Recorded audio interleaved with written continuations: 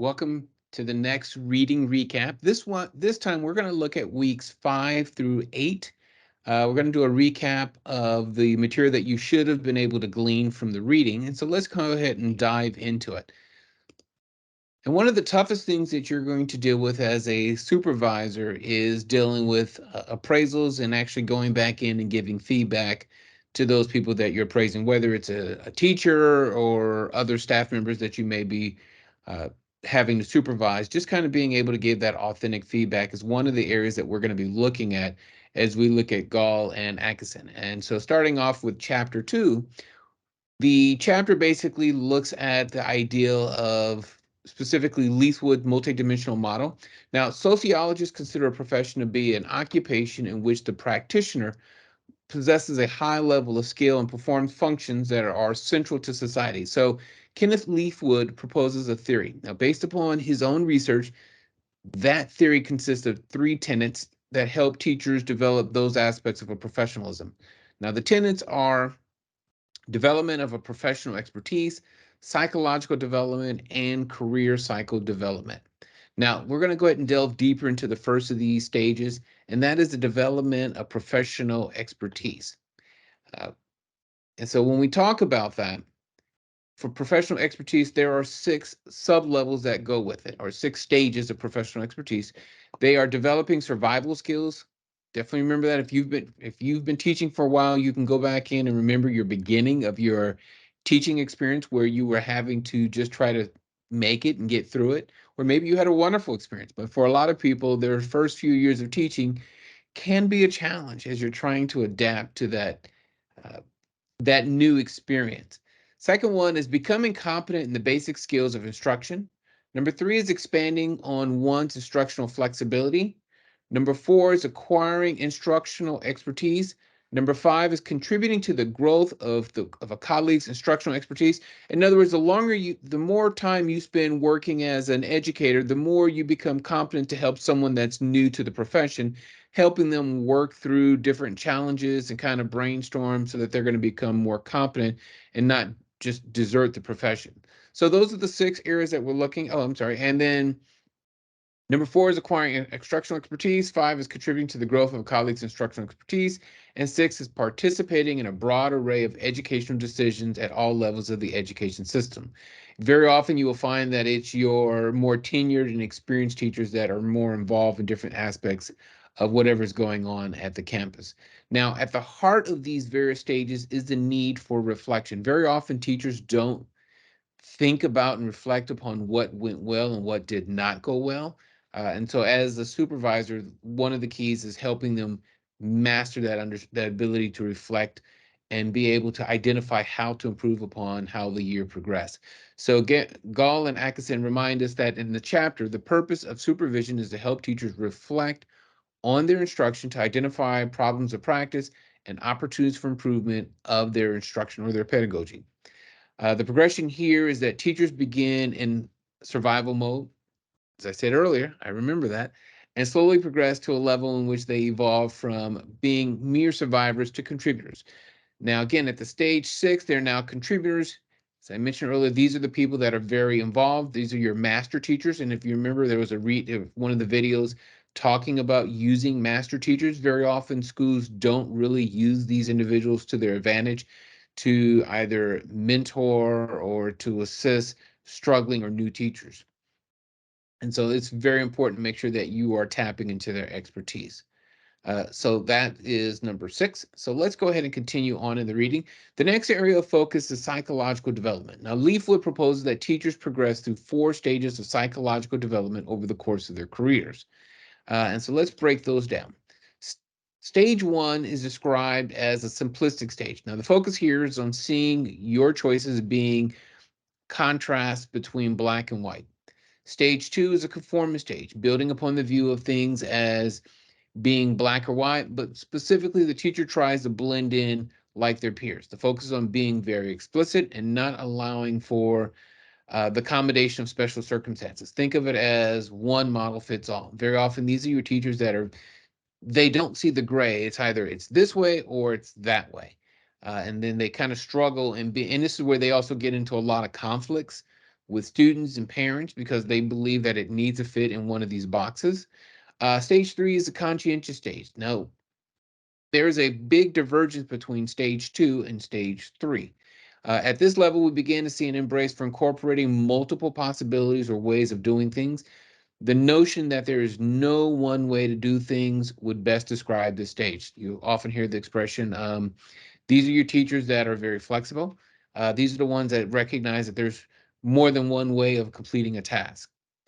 And these are going to be the people that are going to be very instrumental in being able to uh, bridge those gaps or divides. They're able to develop great relationships with kids because kids will see them as being very fair. And the last stage is stage four, the interdirected stage. The teacher is more reflective and appreciative of the rules, systems, their independent nature of relationships, and they push students to engage in complex reasoning. These are your teachers that are really driving kids to kind of think beyond just one way of doing things, kind of really delving into it. These may be your teachers that are very often drawn to very deep analysis of the context with their students. These are sometimes your AP, your pre-AP teachers, your gifted and higher thinking teachers because they have that skill of really helping kids look at a concept very deeply and being able to look at it and take it apart from different angles.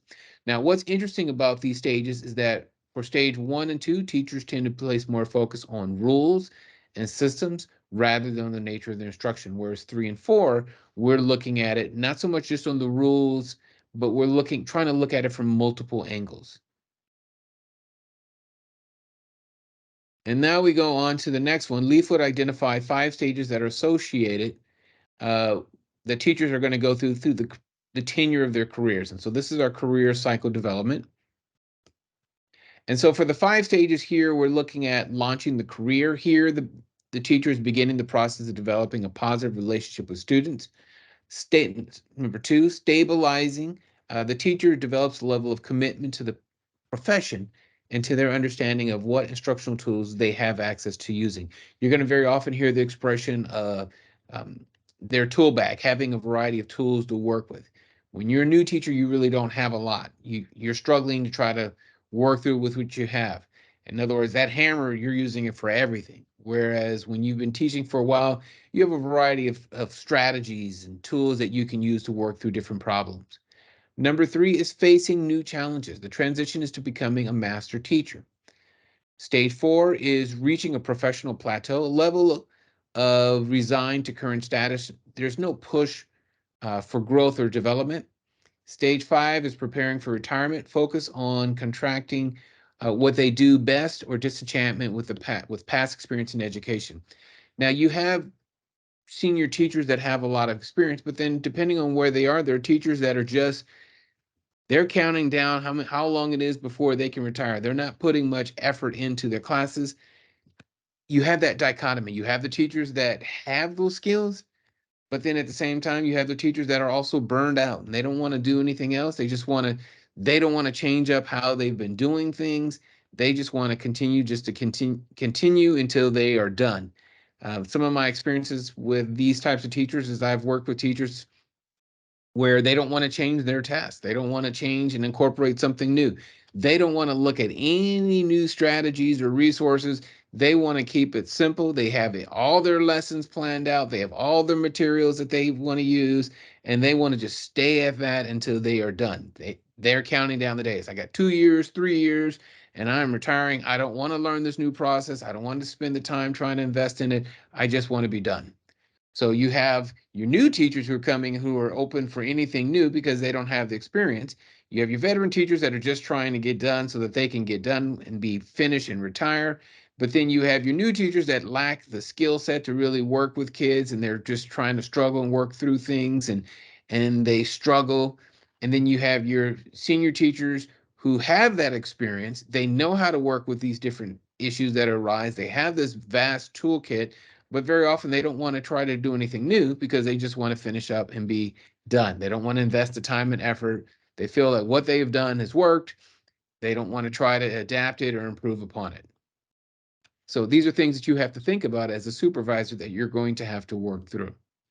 The next area of focus is psychological development. Now, Leafwood proposes that teachers progress through 4 stages of psychological development over the course of their careers.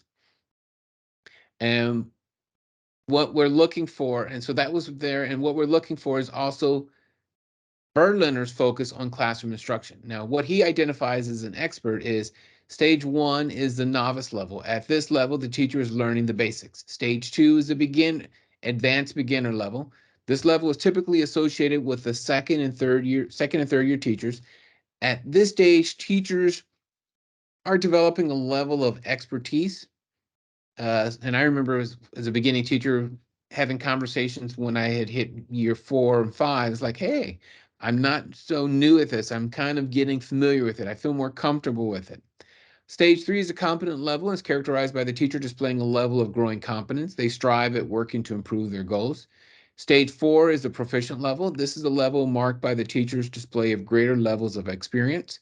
And then the last stage, stage 5, is the expert level. This stage is marked by the teacher who displays a high level of expertise in which the teacher shows very little effort. They just seem to breeze through it because they're very confident and comfortable with what they are, either the material, how they've been teaching, the strategies, approaches.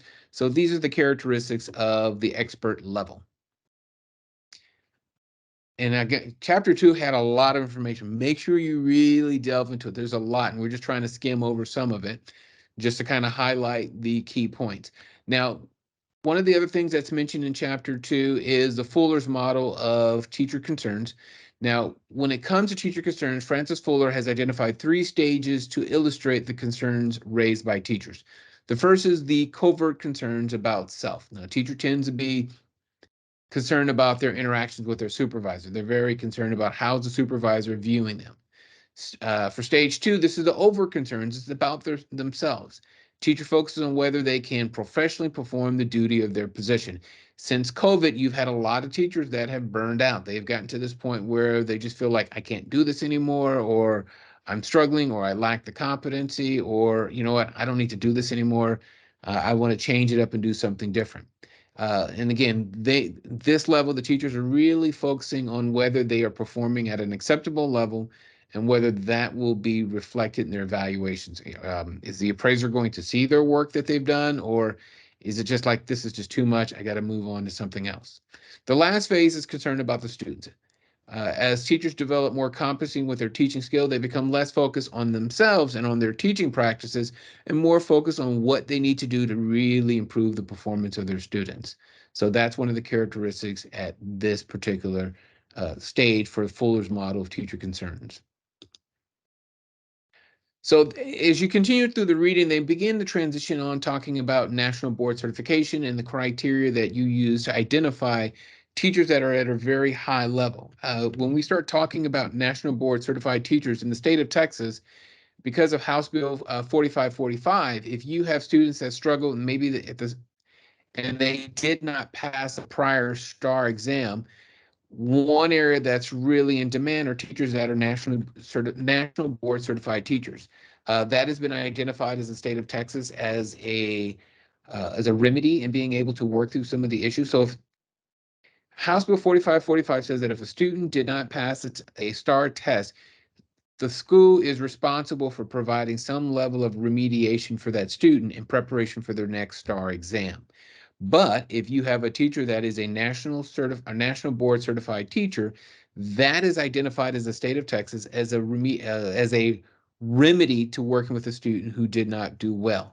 And so that's just something to keep in mind. And that's why it's so important that if you have teachers that are performing at a high level, to recommend that these people look at going forth and getting that certification. So it is definitely something you want to consider, regardless of the grade level that you might be teaching. But these are people that are definitely in demand. We don't think a lot about it. We don't try to encourage teachers, especially those that are very competent, to consider it. But as a supervisor, it is something you definitely want to kind of think about. So again, when we're talking about that, the National Board for Professional Teaching, and there's certain criteria that students have to go through. But Gall and Atkinson identify 3 purposes for it. Number 1, that it establishes high standards that define what a master teacher should know and be able to do. They also identify that to operate a system to assess and certify teachers, to meet standards is one of the benefits of this program because it gives us that criteria of what is really a good performing teacher. And then it also support reforms that improve student learning, just as I mentioned before, House Bill 4545. So it is definitely one of those things that a supervisor, if you see that with teachers, you definitely want to encourage them to move in that direction. The other thing that we're looking at is steps to improving student learning. Asselton's growth model, or James Asselton, Judith Farnitz, and Anthony Rigazio Di Giglio develop a model that supervisors can follow in working with teachers. Now, they call this model a performance-based supervision and evaluation. The first phase of this model is called teacher preparation. Now, the first phase is to identify an area to work on, specifically for the teacher. The supervisor and the teacher work together in identifying how best to improve the student's performance in a given area. Now, this is followed by initial monitoring. The teachers introduced different strategies that they can begin incorporating in their teaching that they can use, kind of similar to what we started talking about in the last set of readings about being able to work with teachers and kind of coaching and guiding them. Now, the teachers introduced throughout this phase through different strategies. For the mid-cycle review, the teacher and supervisor review the student's progress after some time has elapsed. The secondary monitoring consists of the teacher continuing to implement the strategies that they learned during their mid-cycle review. They continue using them while assessing the student's learning. The last phase is summary review. The teacher and supervisor now review available evidence to determine whether the teacher's strategies have been successful and impacting whether the student has learned the material. And again, this is the whole concept of what we've been talking about regarding coaching. And so Keith Leafwood and his colleagues identified a set of working factors that can influence a teacher's professional knowledge about their profession. He uses the term internal states to identify these factors. Now, there are 8 internal state areas. First one is individual sense of professional efficacy, collective sense of professional efficacy, organizational commitment, job satisfaction, stress and burnout, morale, engagement or disengagement, and number 8 is pedagogical content knowledge. Uh, we're just kind of again, we're highlighting some of the key themes that you should have covered in reading chapter 2 from Gall and Atkinson. In chapter 3, we're presented with 4 types of professional development that can be employed as a supervisor. We're going to be looking at mentoring, micro-teaching, cognitive coaching, and action research. And again, this is all different strategies that we're going to be looking at as a supervisor. Some of these things right now, you're just looking at it and you're just going, okay, okay, okay. But when you're in that position where you're trying to really coach and work with teachers, because if you are, or whoever it might be, if you're supervising someone and they're not performing, you want to be able to go back in, and step 1 is to coach, help identify the problem and then coach them to getting better. And then if they're not getting better, then your job is to focus on helping them identify, this may not be a good fit. You might need to look at going somewhere else. Coaching them up, as the expression goes, you're either coaching them up or you're coaching them out. So chapter 3, we also looked at, so continuing on, the next one is mentoring. So when we talk about what does a mentor do, they can help the novice teacher acclimate and learning the organization norm and procedures. They also help the novice socialize into the profession, pretty much networking and kind of getting familiar with everyone. They provide the novice with emotional support. They provide the novice with assistance and guidance on the curriculum, instruction, or assessments to be used. And they can also advocate on behalf of the novice in getting required materials or in helping them improve their working conditions. What is key when you're working with new teachers or people that are new to a position is you want to put them with mentors that are really going to help them grow. You may have someone that's an excellent teacher, but they have a horrible personality. They're very negative. You don't want to mentor them. You don't want to put them as a mentor to work with someone that's coming in new, because they're going to influence that person kind of in a negative way. So you want to basically put them with someone that is going to highlight the best of an organization, that are going to be able to help guide them and understand it. And sometimes what you will find is some schools will train people. They will take a group of teachers and they will train them to be mentors. So when the next year comes, they will be able to step into that role of being mentors. And a lot of teachers look for that as an opportunity. Some schools will give stipends to mentors. Some will give them an extra conference period. Some will use it as a way of identifying people or educators who are trying to grow. They want to either become, they want to advance themselves. Either they want to move up and become like a department chair, or they want to become a PLC lead, or they have aspirations of growth. And this is a good way of really encouraging that, is by using these individuals to serve as mentors. So keep that in mind when you're looking at stepping into the role of being a supervisor. Our next PD example is micro teaching. It focuses on four key components: presenting the teacher with a specific behavior that or teaching skills to work on, that the teacher can work on implementing. The next, the teacher practices the skills in short lessons, usually a lesson that is less than 10 minutes, to a small group of students, preferably 4 to 6 students. The lesson is recorded and later reviewed and analyzed by the teacher. The focus here is on helping the teacher be successful in implementing a specific skill. Last area of focus is practicing the skills again with a new group of students, this time trying to incorporate any feedback or areas of improvement that they may have identified. But this is going to also involve going back in again and analyzing what went well, what didn't go well, and on how to improve their practice based upon that. The other one that we're looking at is cognitive coaching. And again, this is all part of those four that we started talking about. Cognitive coaching, the format consists of the teacher working with a coach who guides them in refining their pedagogical practice.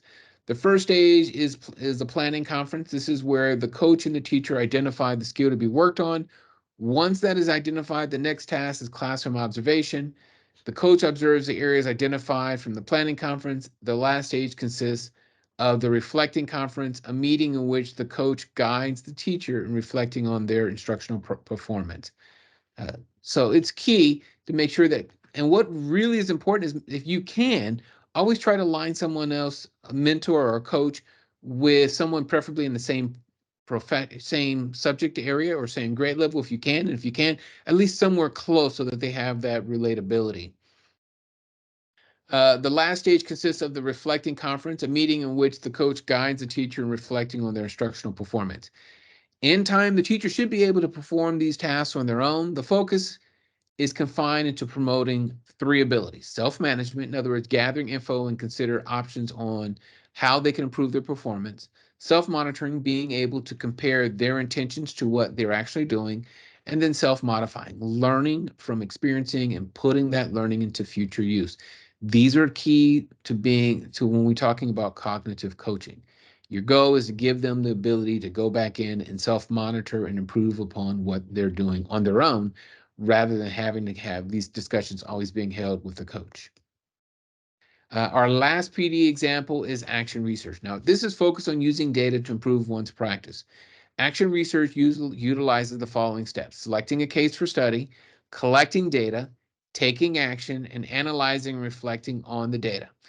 We're focusing on continuing or modifying one's practice, and the last step is reporting the results. So again, these are all things that were identified as part of chapter 3. And then we're also looking at walkthroughs. So when we talk about walkthroughs, this is typically associated with supervisors, but you can also use teachers to kind of help do walkthroughs and giving feedback. And so the observational component involves the supervisor taking notes on 5 aspects of the classroom environment. So as when the supervisor is doing it, they're looking at the student's orientation to the work. In other words, what are the students doing? The curricular decision points. Is the lesson that is being observed aligned to the district state standards, or is teacher going off on a tangent doing whatever? What's the instructional decision points? In other words, what teaching method is the teacher employing? Is it an approach promoted or showcased during prior PD sessions at the district? If you're coming in and you spend a lot of time talking about wait time, and yet the teacher's not doing that, okay, that's something you want to make note of.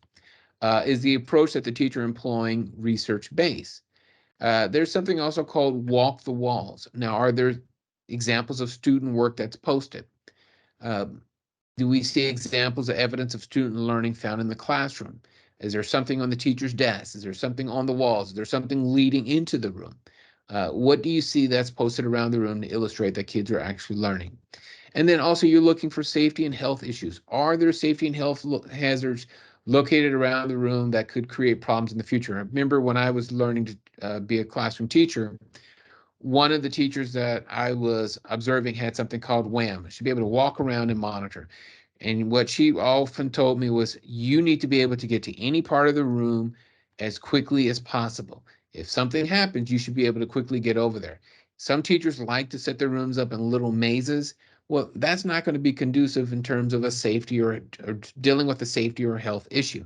If I got to work through a maze, then yes, if somebody's having a seizure or there's a fight, I need to be able to respond to it quickly rather than working through these mazes or having to climb over obstacles to get to it.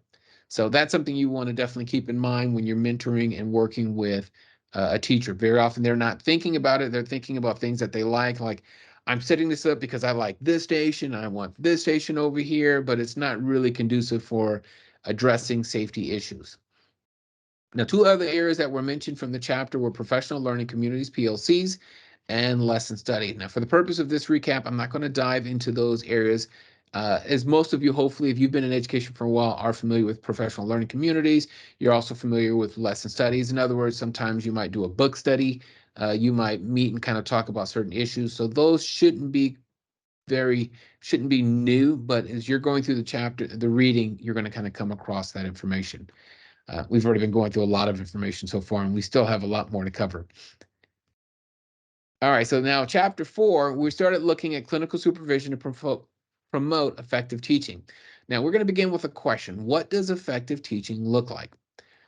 Rosenshine and First identified 9 characteristics of successful teachers, specifically those whose students showed academic gains. And these characteristics were clarity, variety in the use of materials and methods, enthusiasm, task-oriented or business-like approach to instruction, avoidance of harsh criticism, because very often if you're saying something, kids can interpret it the wrong way or they can internalize it feeling like it was something negative.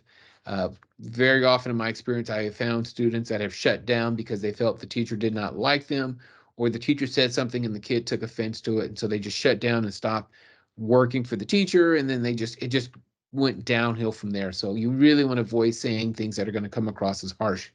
An indirect teaching style, uh, putting too much emphasis on teaching content covered on a criteria like a standardized test, use of and again, these are things that teachers, very effective teachers, they cover the materials that students really need to know. Use of structuring statements that provide an overview for what is about to happen or has happened. In other words, doing a recap or kind of presenting what you're going to be covering. In other words, very effective teachers, you'll walk in a classroom and they will have listed or posted, here's what we're going to cover today. This is why we need to cover it. This is why it's important that we cover this. And then at the very end, okay, today we have covered this, this, and this, and kind of doing a recap, just connecting it. So students are introduced to it and then they're reminded of it. And then use of questions at multiple cognitive level. And the book talked about Bloom's taxonomy, being able to really ask questions that are going to have students thinking about the material in a multiple or in different ways. Uh, We also looked at in chapter 4, McEwen developed a list of 10 traits displayed by highly effective teachers. And again, these consist of mission driven and passionate, positive and real, teacher led, teachers that have a with itness. And that's one of those expressions where you find teachers that sometimes can be clueless, but the ones that have a with itness are always on the ball. They seem to get it, and it just seems to be a natural for them. Teachers that have a unique style in teaching, that are motivational, they have a level of motivational expertise, instructional effectiveness, book learning, where they really have a good understanding of their content, and then they can really kind of present it in a way that kids are going to be engaged. Street smarts, where they understand some of the things that kids are going.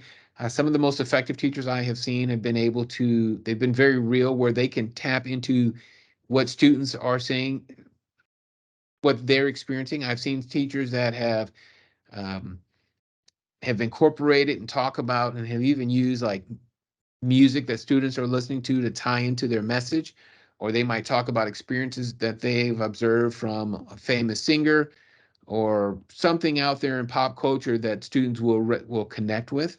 And then also students that have, I mean, teachers that have a mental life. In other words, they are they can help students visualize the material and understand it. So again, we're looking at some deep material in these readings. We also looked at some characteristics of good teaching that can be found in strategies that teachers use. Now we're looking at two differences: direct teaching versus indirect teaching. And these are some tools that are available. So when we talk about direct teaching, teachers rely on the following. They're talking about lecture, criticism, justification of authority, and giving directions.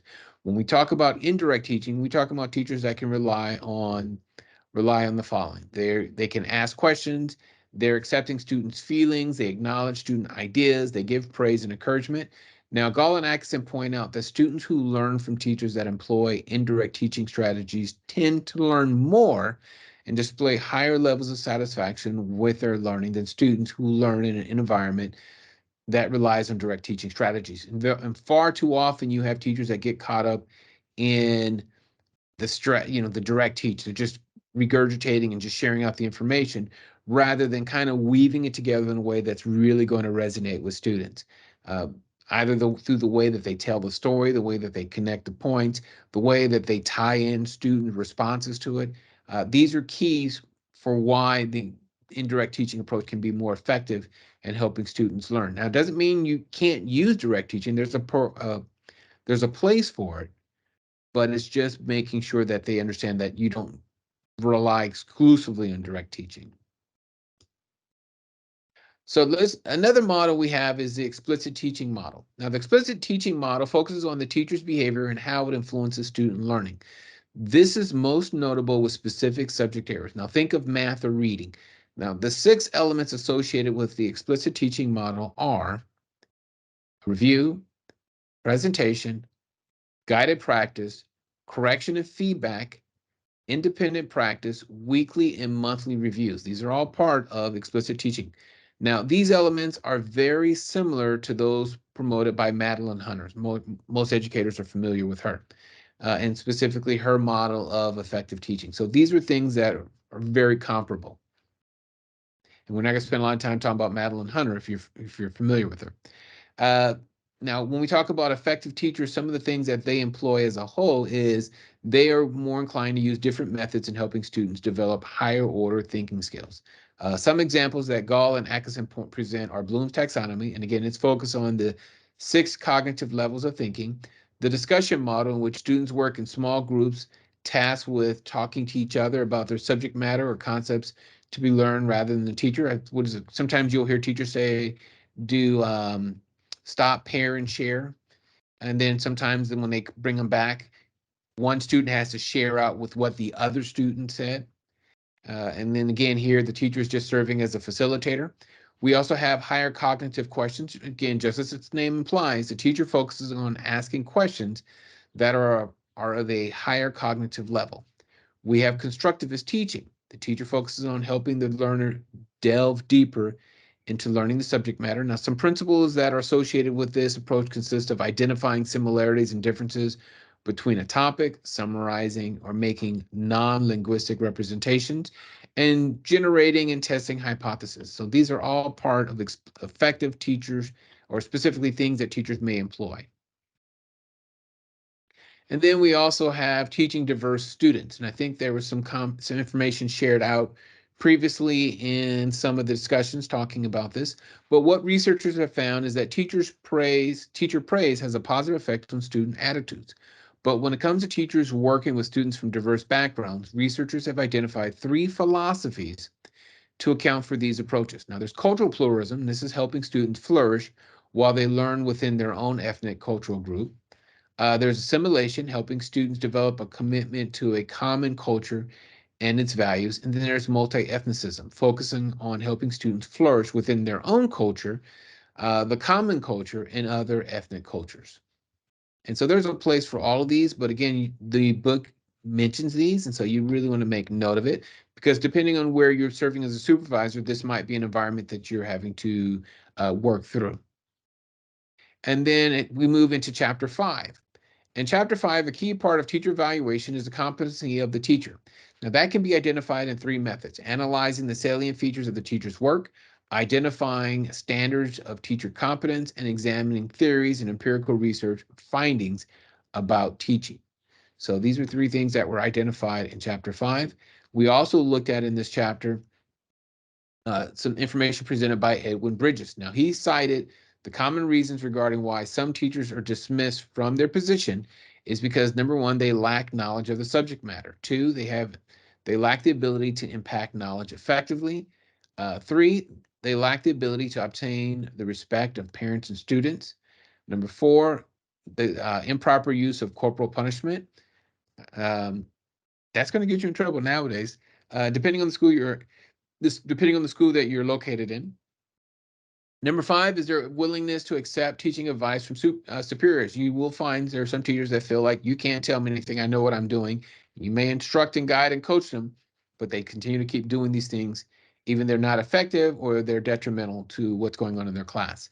Six is the adequate academic progress of students.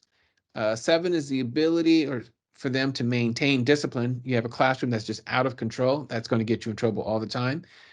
Eight, the physical ability to perform the duties of a teacher. Yeah, if you're struggling or maybe there's health issues or things that are occurring that are really hampering your ability, that's going to be something that's going to really prevent you from being able to do your job. And then number nine is emotional stability. And sometimes you will have teachers that will go through a breakdown because of either pressures of the job, external pressures. These are things that are going to affect what's going on in the classroom. And so as a supervisor, you want to make sure you have that ongoing dialogue with your teachers, making sure that you're always aware because you don't want to be caught off guard because something is going on and you didn't notice the clues. Very often when you're getting to that last one, there are always clues. You just have to be looking for them. And then also one of the things we're looking at continuing on when we're talking about evaluation, if you remember early on when you were looking at those different videos, we talked about the planning conference. We talked about things that you're going to be dealing with when you're coaching and working with teachers. And so part of the process of evaluating teachers consists of having a systematic process for documenting the process. Now, the steps consist of a planning conference, data collection, and feedback conference. The feedback conference provides the teacher with an opportunity to vocalize their agreement or dissent with the data collected and the evaluations made. Now, Gall and Atkinson introduced us to the term widget effect. This term basically represents the presumption that classroom effectiveness is the same from one teacher to the next. But you pretty much can guess that that's not really true. And so you always want to make sure that you are giving enough time because very often supervisors will visit a classroom a few times. They might do a quick walkthrough. They might go in during an appraisal, but you want to make sure that you're getting in as often as you can. And again, depending on what your role is, you want to make sure that you're always aware of what's going on. So if you're being required to observe a teacher 2 times, you definitely want to go well more than 2 times because 2 times is not really going to give you a fair assessment of what's going on with that teacher and specifically what's going on in their classroom. And so in chapter 6, we started looking at clinical supervision, specifically problems that are associated with it. In chapter 6, we look at using supervision as a way of working with complacent or non-performing teachers. I kind of alluded to that earlier. This chapter focuses on common issues that supervisors may encounter as they work with teachers, or specifically, even if you're working with pre-service teachers, teachers that are going into like your student teachers. And so what we're looking at is some of the issues that were explored in the readings were teachers with conflicting priorities, teachers who are unable to act on their insights, teachers who hide from their supervisors, and that does happen, where you've scheduled to do a walkthrough of a teacher's classroom and then that teacher's absent. And so what does that look like? How do you follow up with them? And then also dealing with experienced teachers who are in a rut. They're just counting down the days till they retire and they're not really putting forth much effort. And so how do you deal with and address that? So that's been a lot of information that we've covered. Those are the key themes that you should have been able to glean from the reading. Now you're probably getting ready to take the quiz for all of these chapters. So here are the things that we've just covered and things that you need to be able to answer when it comes to taking your quiz. So I have identified them. So the things that are going to definitely be quizzed, or things that you should know in preparation for the quiz, is the following. So the central theme that you should have grasped are characteristics of the teaching profession, Kenneth Leafwood's explanation of the three central dimensions behind a teacher's professional progression, four models of professional development that supervisors can employ with teachers. David Berliner synthesized research to identify the stages of development that individuals progress through. Francis Fuller's model of teacher development found that teachers progress through three major stages of development. Make sure you know them. The casual comparative research, what is that? Know the 9 characteristics associated with the teachers of students who make greater gains in academic achievement than students in other classes. Um, Make sure you know how long it takes before the average teacher peaks in their level of expertise. So these are all the general themes that we've been covering for the readings of week 5 through 8. So that's a lot of information that we've covered. If you've gone through and done and have completed the readings, and you are able to answer and address all of these information here, then you should be fine and ready to take the quiz. But I'd encourage you to do another review. Well, that concludes this week's recap for weeks 5 through 8. As always, if you have any questions, let me know. Otherwise, I will see you in the next review. Uh, or in the next modules that we're going to be covering. Thanks so much.